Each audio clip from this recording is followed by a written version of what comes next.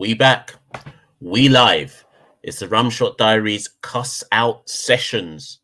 No maroon hat for me today. No maroon do-rag. It's just me in my yard clothes, you know?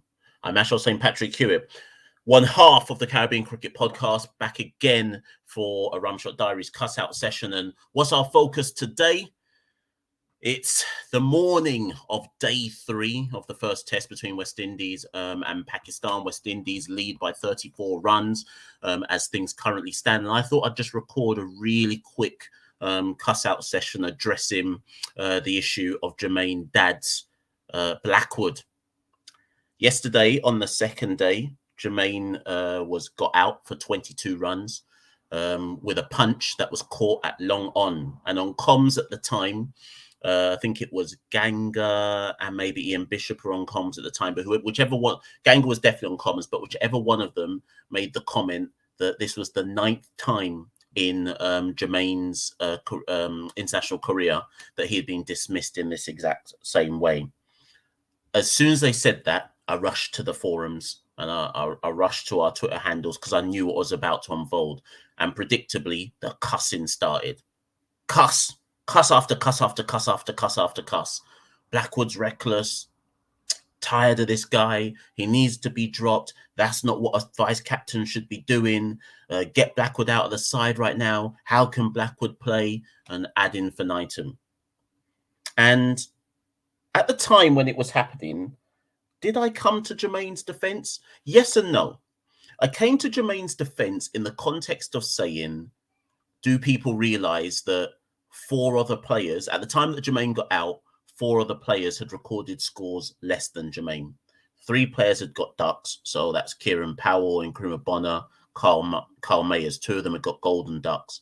Roston Chase had scored 1 run less than Jermaine Blackwood and got out to an equally reckless shot. And my point at the time was, how are we so quick to jump on Dads's back and cuss him out for the shot? But when I was looking for the same energy and same cuss out for the players who had all done worse than him in that particular first innings, I wasn't finding the same energy. Now, I had a few replies, and do you know what? I accept the nature of the replies that I got, and I hear what people are saying. So the context of why people are unhappy was basically twofold. He's vice captain, ergo, he shouldn't be getting out that way. I'm going to just say now, I couldn't care less if he's vice captain. Vice captain to me is irrelevant. If you lot are so certain that vice captain is such a key role in a side, tell me the last 4 vice captains for the West Indies without going and searching on the internet. Go. Last 4. Tell me the last 4 vice captains for the West Indies without searching on the internet, because you lot are out there telling me he's vice captain, he shouldn't be playing like this. That's irrelevant to me. I hear it, and I get it, but to me it's irrelevant whether he's vice captain or is in Nkrumah Bonner, whether he's vice captain or whether he's Carl Mayers. He shouldn't be playing that shot irrespective of his particular role in the side. If he was captain, slightly different. I might hear what you're saying even more so. But bringing the vice captain argument to me is I'm not really hearing that one as much as you might think, although I get why people are presenting that argument. So people are saying he's vice captain, ergo we shouldn't be playing that shot. The bigger issue, which I totally hear, is that he does this too many times over the course of his career. And I hear that. Unfortunately, with Jermaine Blackwood, there is a certain amount of high risk. Some would say high risk, low reward, but let's just call it, for argument's sake, high risk, high reward. The nature of Jermaine Blackwood as a player and when I say nature, I mean his inert nature as to how he plays is he looks to put away anything that he believes can be scored off. I know last year the kind of narrative in 2020 was this is now a more mature player. For those who are students of the West Indies game, they'll remember that in 2019, 2020, he had topped the runs charts in domestic cricket. Double century was in there. Top run scorer, averaged over 50, and rightly got a recall back to the West Indies side as a result. And there was a lot made about how he was now a more patient player. Even he himself said it, that he wasn't trying to beat every single ball to the boundary and trying to just be aggressive. He was now trying to be selective in what he did. And that reaped, the rewards were reaped on the England tour, where he was our top run scorer and average 35, top average scorer, top run scorer. Same in New Zealand, average 54. He was our top run scorer. So Jermaine Blackwood was our best player in 2020. And I don't think we need to go over that. What people are concerned about is that since the turn of the year in 2021, and this links into the dismissal yesterday, we've started to see signs of, I don't want to call it the old Jermaine Blackwood, but we started to see signs, too many signs, I would say, of the reckless Jermaine Blackwood. And when I say reckless, I mean giving his wicket away when it doesn't, giving his wicket away to ill thought out shots or poor shot selection. Maybe we should say that.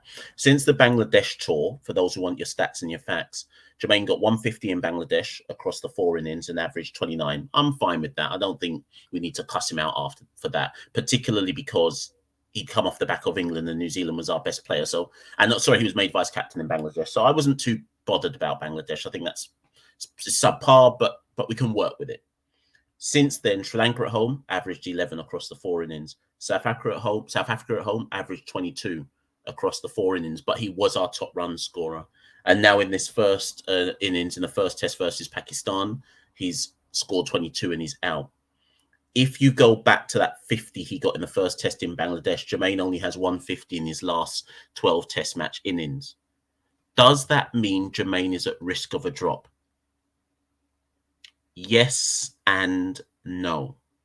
Yes, in the sense of you've got somebody like Shamar Brooks on the outside, scored 134 in the recent best versus best game. So you look at the West Indies top 6 and say, where's Shamar Brooks going to get back in? And people look to Jermaine Blackwood, and there's plenty of people who have messaged us on the Twitter handle or on Instagram or whatever it might be, and be like, Jermaine should be dropped. He's only in the team because he's vice captain.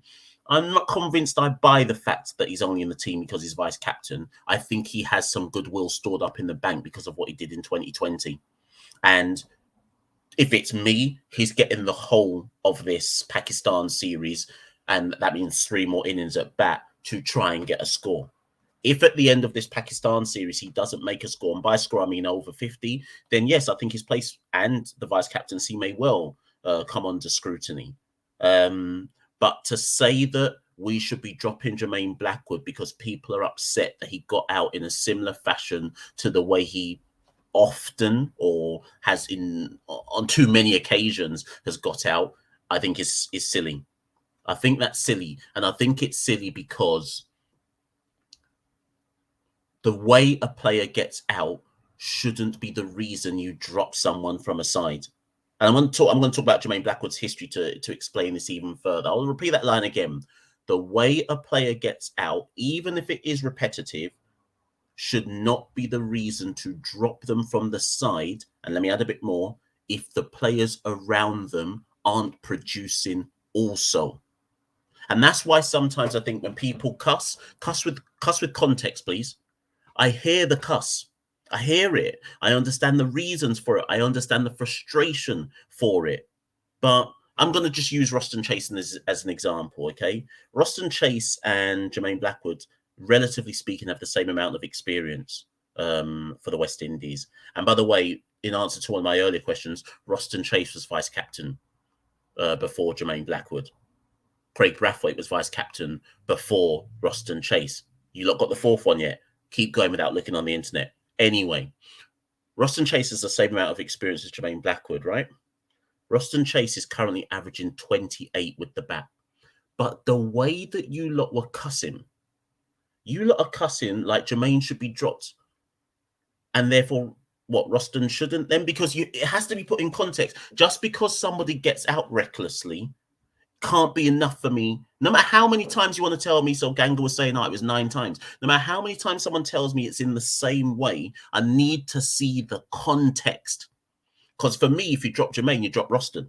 Because arguably, neither then is producing with the bat. Jermaine Blackwood's average at the moment is 30. And actually, let me pause there. Let me rewind and just look at a bit of Jermaine Blackwood's career. Because I think Jermaine, for a lot of West Indian fans, I have to be careful here because there is reason to criticize Jermaine Blackwood. And this isn't, again, people look at the Jamaican flag behind me, see the Jamaican stuff I'm wearing and go, oh, you're just trying to defend. No, it's not even about that. Nothing about home bias or anything like that.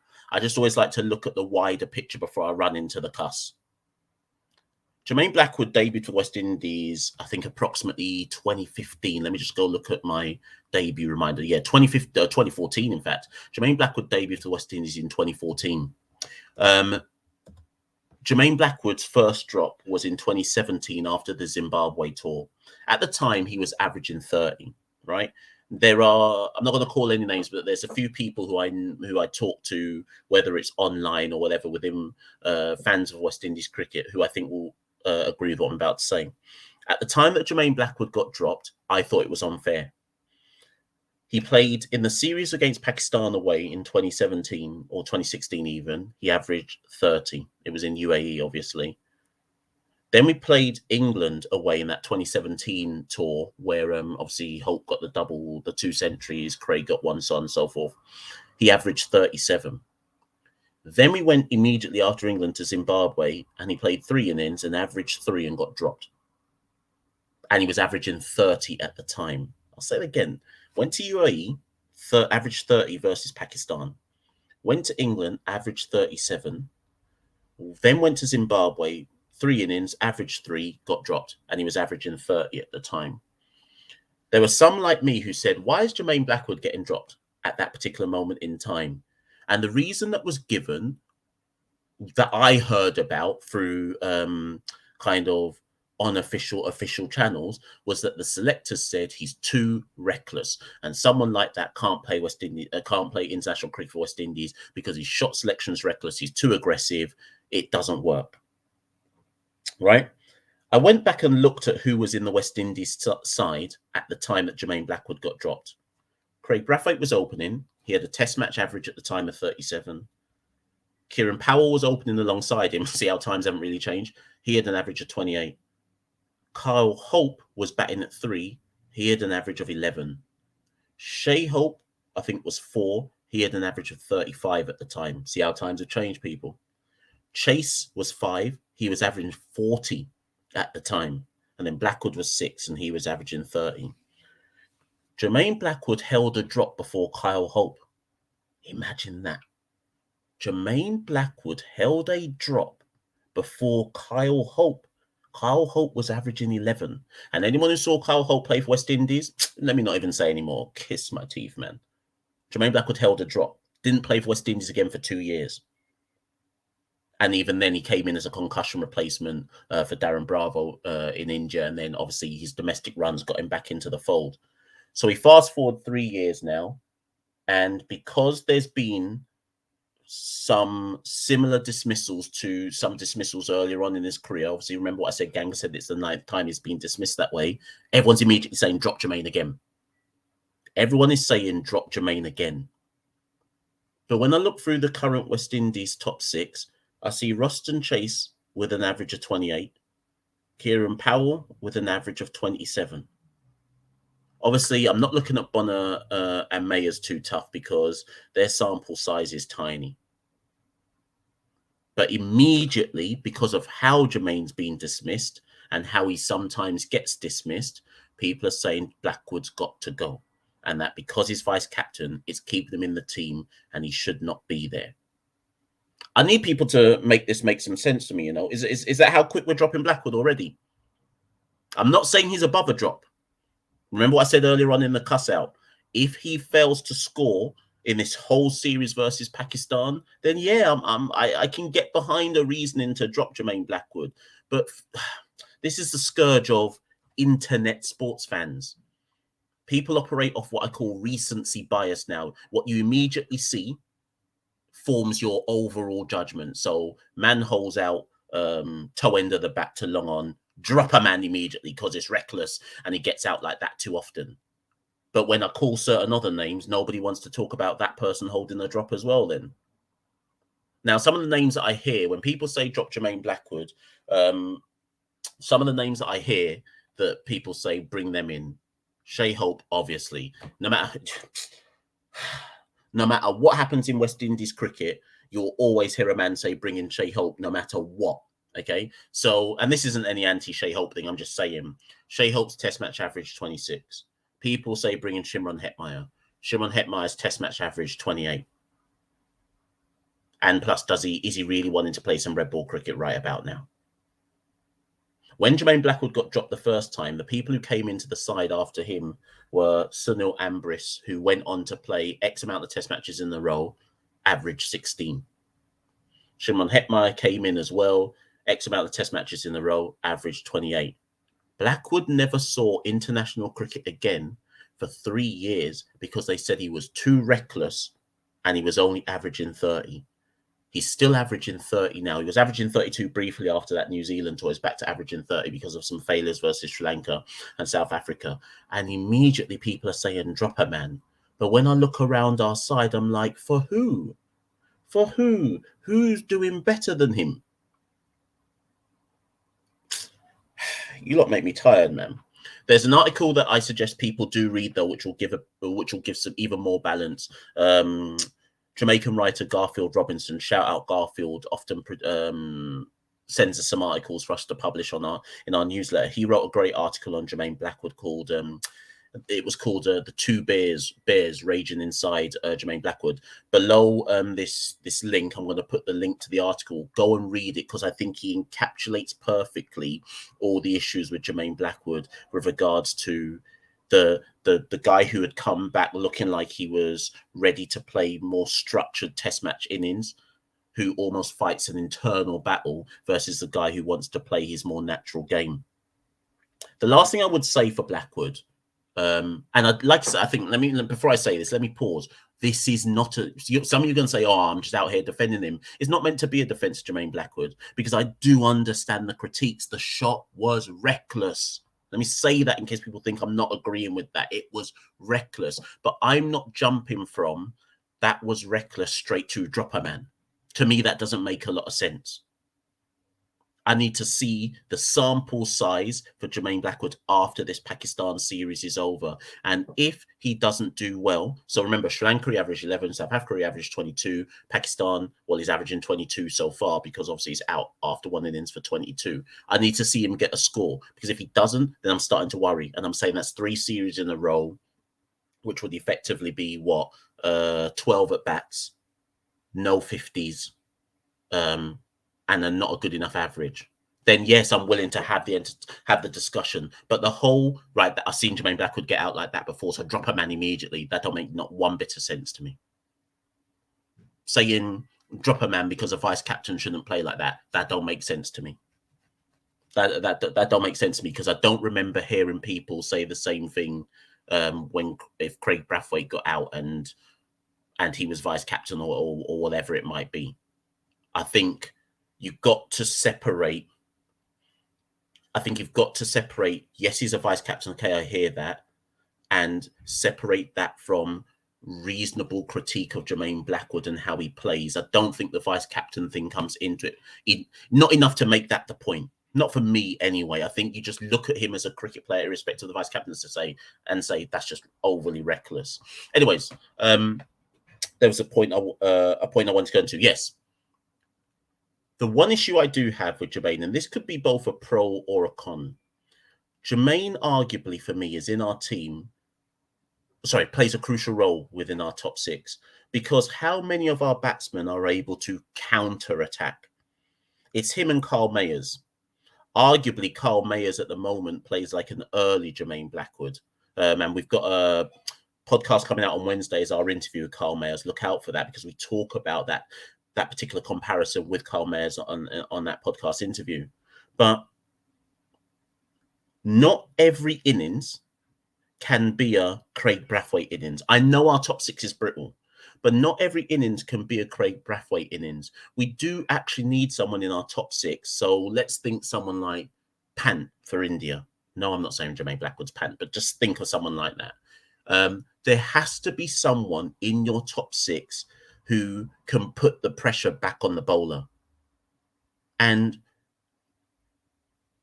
To me, Jermaine Blackwood is that player. Yes, there is an issue about shot selection, which is why we get frustrated when he gets out in a certain kind of way. But I see why someone like a Jermaine Blackwood has to be in our top 6, because we can't just have a top 6 of someone like Craig, who can actually watch and put away bad balls only and has powers of concentration, then a completely brittle lineup which could just get blown away.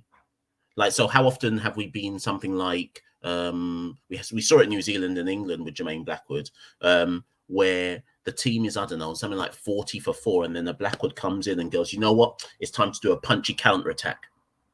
Those people are needed.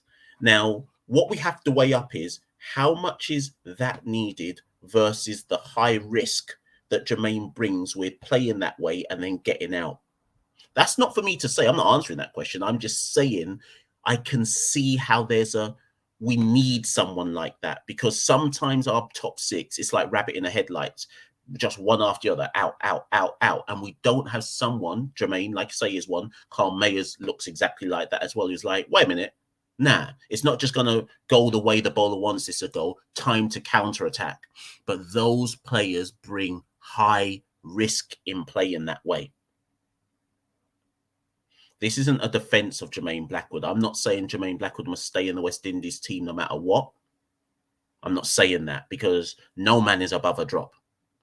But as with all of these cuss outs that I do, it's about putting a bit of context around how we cuss the player out. I'm going to be watching Jermaine Blackwood very, very keenly over the next 3 innings in this Pakistan series, because, like I say, if he fails for the next 3 innings and Pakistan series is done, whatever that score may be, however World Test Champion, how many World Test Championship points we do or don't get, there will be serious questions to ask about his place in the side if he has not produced.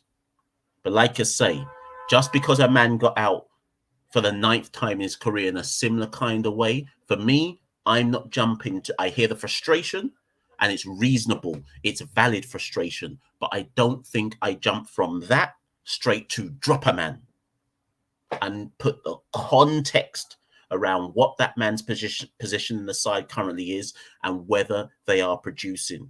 He's on some thin ice, but we back him till the end of this particular series. You know the deal, people. I'm not right. I'm not always right. I'm not saying that what I'm saying is the gospel. The cuss out sessions are all about picking up the kind of energy that I'm seeing online and addressing the particular issue. Smash the like button, smash the subscribe button. Everything, when you do those things, it helps grow the Caribbean Cricket Podcast. It allows us to do a bit more on spreading West Indies news. And, you know, keep following the movement, you know, drop in the comments if you're part of the whole kind of online scene of what we're doing with these things. You know that we respond to every single comment that comes below. So get involved with the debate, share it with your people, share it with your friends, share it with your family, share it with anybody who's got an interest in West Indies cricket, and let's help this movement grow, people. That's been the Caribbean Cricket Rum Shot Diaries Cuss Out Sessions. Peace.